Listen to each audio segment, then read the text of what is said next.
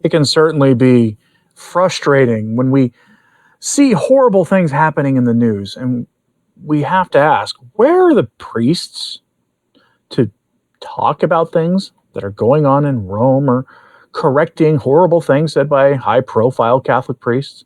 Why do so many of the ones we know are good generally not talk about these things that are a threat to the salvation of souls of so many?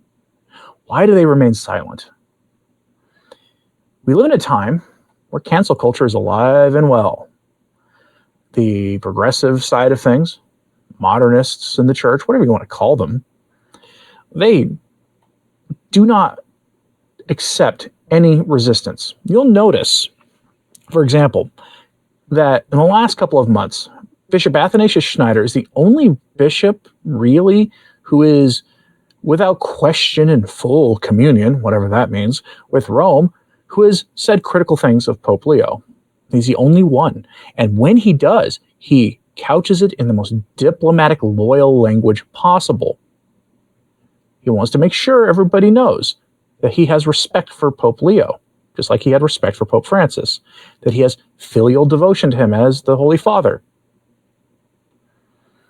But it does tend to blunt the impact of what he's saying a bit when he does that. But he's the only one. A few priests are out there doing the same, but the track record of what happens to those priests when they start speaking up is pretty unequivocal. We have seen priest after priest in the last several years canceled for daring to speak up and say, there are problems in the church. Real problems. They start talking about Ted McCarrick and how certain popes knew about them. They start talking about the Pack of Mama and how it was actually the Virgin Mary stuff was a diabolical lie from the pits of hell. They start telling you the truth. And then they get punished for this. Father Kalchik, Father Altman, whatever else you may think of them, whatever else you might think of things they've said since they got canceled, it is part and parcel of the new synodal religion to silence your critics. That is the state of the church now.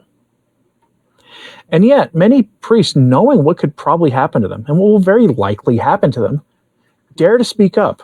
They will reject the new synodal religion. They take a great risk and get canceled. And what happens to them? Well, they get canceled.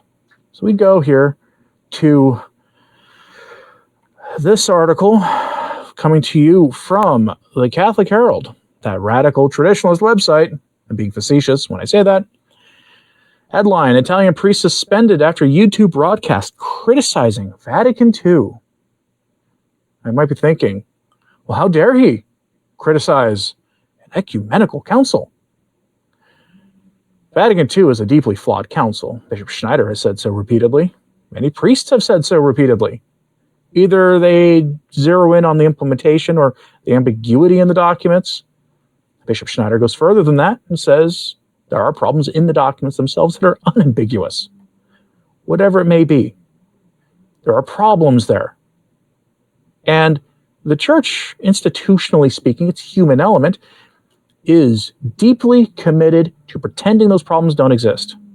Problems in those documents that have directly led to many of the crises we see today.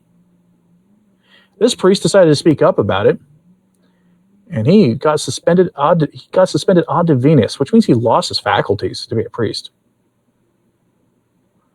In the article, let's go over it. Quote, an Italian parish priest has been suspended from ministry after hosting an online meeting in which he declared that the reforms of the Second Vatican Council were contrary to the Catholic faith.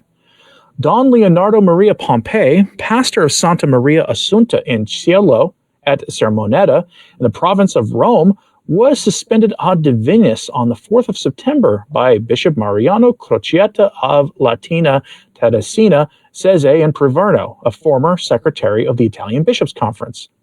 The measure forbids Don Pompei from exercising any priestly functions, from wearing clerical dress, and from publicly presenting himself as a priest.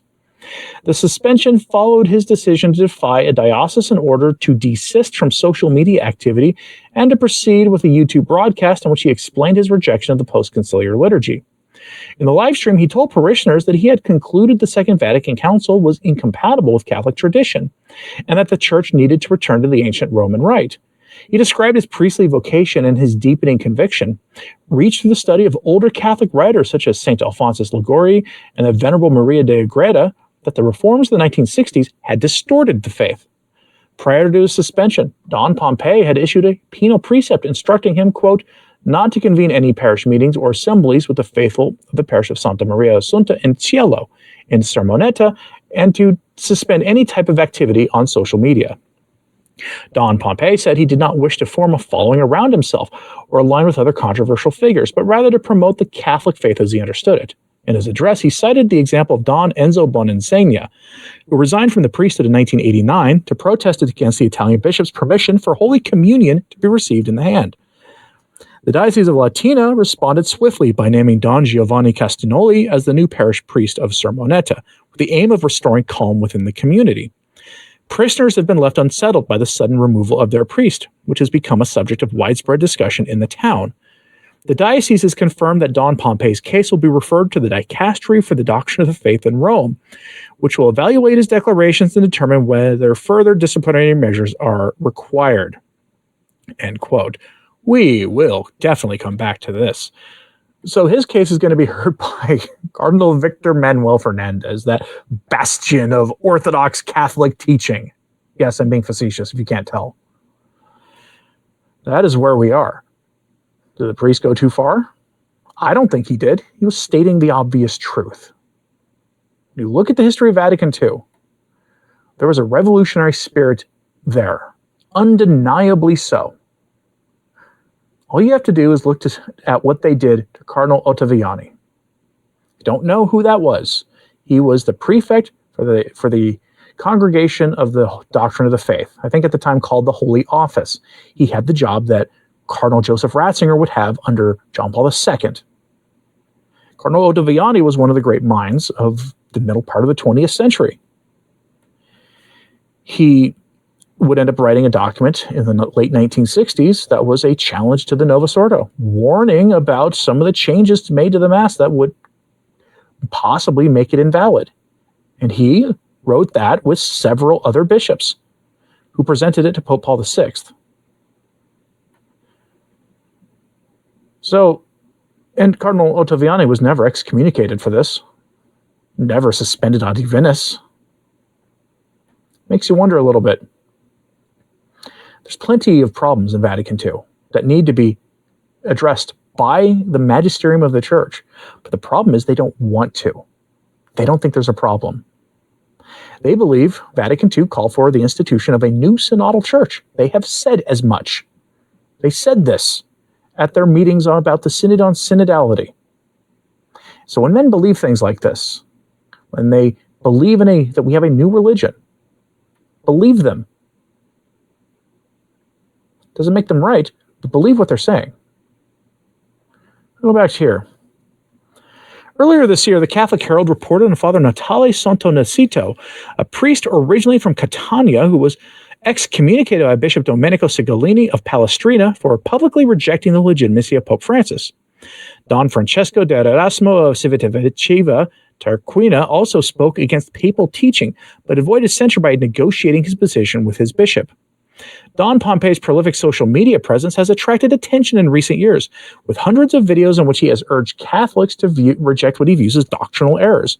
There is no evidence, however, that he has publicly questioned the validity of Pope Benedict XVI's resignation or Pope Francis's election, a common heretical view held by some traditionalists. End quote. Ah, yes, Catholic Herald, you had to ruin your article with that at the end.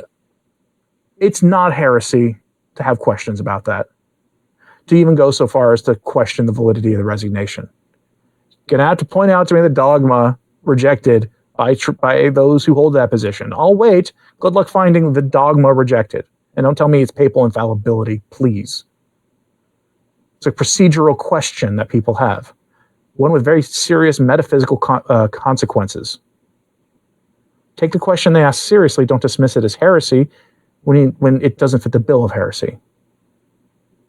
But they want to let you know that priest that they were talking about there, He may have been kind of schismatic in his attitude, but he wasn't a heretic Benny Plenist like so many trads are.